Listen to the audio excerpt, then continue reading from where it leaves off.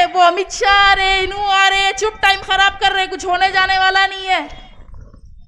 यहाँ पे आके बोल रहे कि मुसलमानों का रिजर्वेशन खत्म कर देंगे, और यहाँ पे रजाकार रहते, रजाकारों को भगा देंगे, भाग्यनगर बना देंगे।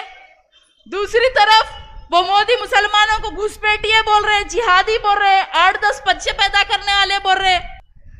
अरे फिर किस सूरत से अमित शाह पुराने शहर में आके हिंदू मुस्लिम दोनों को वोट दो बोल रहे?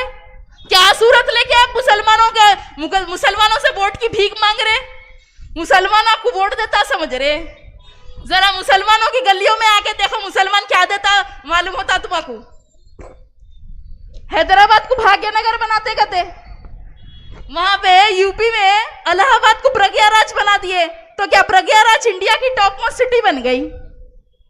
तुम्हारे ख्वाब में भी तुम हैदराबाद को भाग्यनगर का नाम नहीं दे सकते। ये हैदर अली के नाम का शहर हैदराबाद है, तुम जैसे तड़ीपार और चौकीदारों की क्या हैसियत? यहां आके बोल रहे कि यहां पे किसी को डरने की जरूरत नहीं है। हैदराबाद ये डरने वाले दिख रहे, हैदराबादियों को डर और खौफ नाम की चीज नहीं मालूम। AHA न्यूज को लाइक करें, शेयर करें और सब्सक्राइब करना ना भूलें।